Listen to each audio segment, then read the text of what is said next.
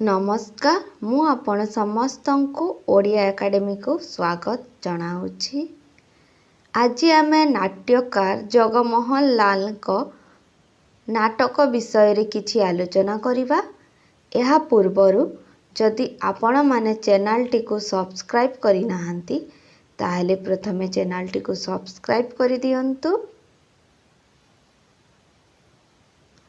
नाट्यकार जगमोहन लाल। आदि नाट्यकार जगमोहन लाल 1838 मसीहारे अविभक्त कटक जिल्लार महांगाठारे जन्मग्रहण करथिले। से 1838 मसीहारे कटक जिल्लार महांगाठारे जन्मग्रहण करथिले। ओडिया नाट्य साहित्य क्षेत्र रे तांकर स्थान स्वतंत्र। आधुनिक नाटकर स्रष्टा रूपे से विशेष मान्यता दाबी करती। ओडिया नाट्य साहित्य क्षेत्र रे तांको स्थान स्वतंत्र। से आधुनिक नाटकर स्रष्टा रूपे विशेष मान्यता दाबी करती।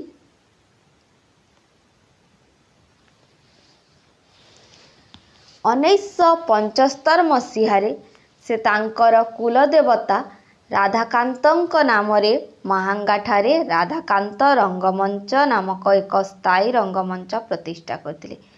से 1975 मसीहारे राधाकांत रंगमंच नामक एक स्थायी रंगमंच प्रतिष्ठा करथिले, जहा तांको कुलदेवता राधाकांतंक नामरे प्रतिष्ठित होइथिला। से सर्वमोट 4 गोटी नाटक रचना करथिले।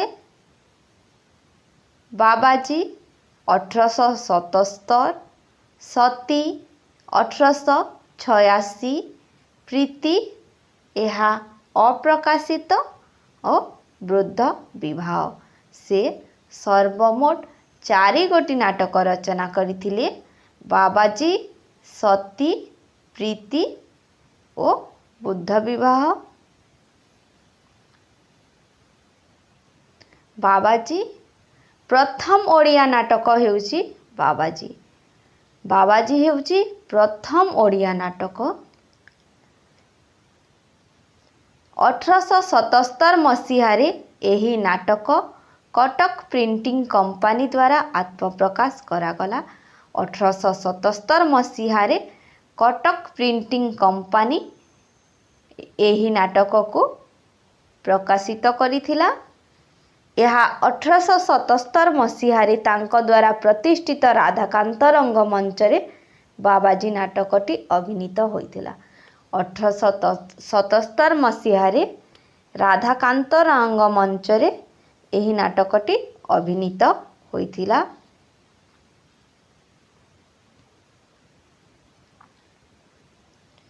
बाबाजी एक समाज संस्कार मूलक नाटक। बाबाजी हेउची एक समाज संस्कार मूलक नाटक। बाबाजी 4 अंक विशिष्ट नाटक। बाबाजी नाटक रे 4टी अंक रहिछि। बाबाजी एही नाटकर मुख्य चरित्र। एही नाटकर मुख्य चरित्र होउचंती बाबाजी। एही नाटकर कथावस्तु हेउछि नाटकर मुख्य चरित्र बाबाजी प्रथमे सुबल पट्टनायक नामक जड़े मद्यप धनी व्यक्ति गृह को जाइछंती। क्षुधार्थ बाबाजी खाद्य आशा करी तांको पूजारी द्वारा अपमानित होइछंती। पुणी से गोटे मठ को जाई मध्य तांको क्षुधा दूर होई नाही, बरं से सेठार मध्य से लांछित होई फेरिछंती। सेठाकार मठाधीशंक अनैतिक गुप्त प्रणय और धर्म नामरे भंडामी बाबाजी को दुख देइछि। एहा परे बाबाजी 2 जण नारी को भेटिछंती एवं सेमानंक मनरे थिबा भूत प्रेत भय, अंधविश्वास, साधु मानंकर अलौकिक शक्ति प्रदर्शन को विश्वास, गुणियांक भंडामी प्रभृति देखि बाबाजी ताहा दूर करिबा पई उपदेश मान देइछंती।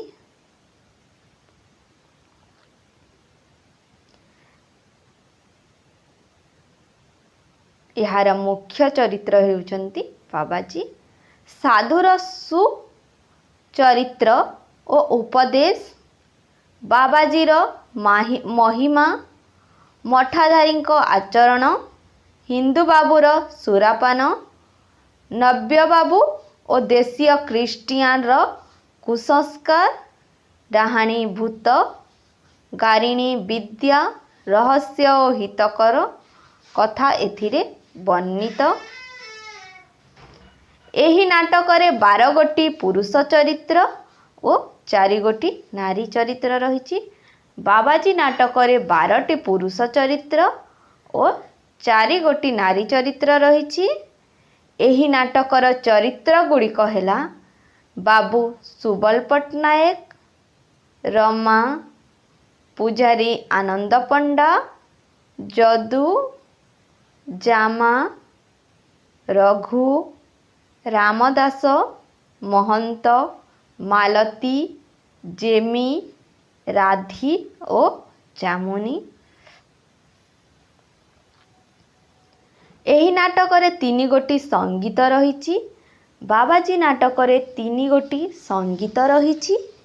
एही नाटकर कथावस्तु गोटिए दिनर सीमा मध्यरे आबद्ध। बाबाजी नाटकर कथावस्तु गोटिए दिनर सीमा मध्यरे आबद्ध। गद्य संलाप एथिरे व्यवहृत। बाबाजी नाटकरे गद्य संलाप व्यवहृत।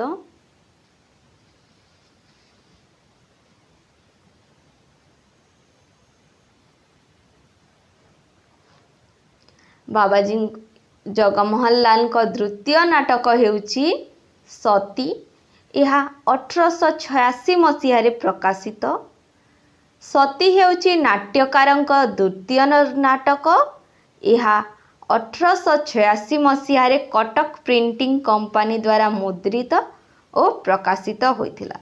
1886 मसीह कटक प्रिंटिंग कंपनी द्वारा मुद्रित और प्रकाशित होइथिला। यह 5 अंक एवं 11 गोटी गर्भांग विशिष्ट नाटक। सती नाटकरे 5टी अंक रही एवं 11 गोटी गर्भांक रही। एथिरे 17 गोटी पुरुष चरित्र और 5 गोटी नारी चरित्र रही। सती नाटकरे 17 गोटी पुरुष चरित्र और 5 गोटी नारी चरित्र रही। बाबाजी प्रकाशित हेबार दीर्घ 9 वर्ष परे अर्थात 1886 मसीह सती प्रकाशित होइतिला। बाबाजी प्रकाशित हेबार 9 वर्ष परे अर्थात 1886 मसीह सती प्रकाशित होइतिला। सती हेउची आधुनिक ओडिया नाट्य साहित्यर सार्थक ट्राजेडी। सती हेउची आधुनिक ओडिया नाट्य साहित्यर सार्थक ट्राजेडी। अथलोर रुमाल वृत्तांत भली एठारे मुद्रिका वृत्तांत परिकल्पित होइछि। अथलोरे जेपरी रुमाल वृत्तांत रहिछि सती नाटकरे सेहीपरि मुद्रिका वृत्तांत रहिछि। एथिरे 10टी संगीत रही। सती नाटकरे 10टी संगीत रही। बाबाजी नाटकरे 3टी संगीत रही। नाटकर मुख्य चरित्र हेउचंती साधु चंपती रायଙ୍କ पत्नी लावण्य सती। एही नाटकर मुख्य चरित्र हेउचंती लावण्य सती। सती नाटकटी को आधुनिक ओडिया नाट्य साहित्य प्रथम सफल ट्राजेडिक धर्मी नाटक कहुए। सती नाटक हेउची आधुनिक ओडिया नाट्य साहित्य प्रथम सफल ट्राजेडिक धर्मी नाटक। प्रथम सफल ट्राजेडिक धर्मी नाटक हेउची सती।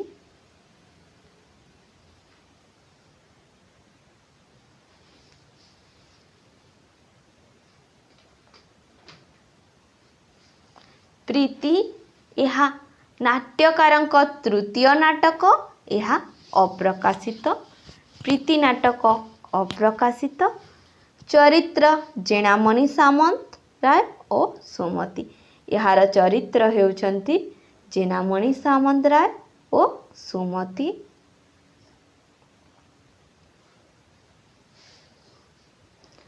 नाटकर नायक जमीदार पुत्र जेनामणि सामंत राय एक दरिद्र कन्या सुमति को विवाह करने निमंते निष्पत्ति करने द्वारा नाटकीय द्वंद्व सृष्टि होइछि। बहु बाधा विघ्न रे शेष रे नायक और नायिकांकर मिलन होइछि। वृद्ध विवाह यह हेउछि नाट्यकारଙ୍କ चतुर्थ नाटक। वृद्ध विवाह हेउछि नाट्यकारଙ୍କ चतुर्थ नाटक। यह अप्रकाशित। बुद्ध विवाह मध्य अप्रकाशित।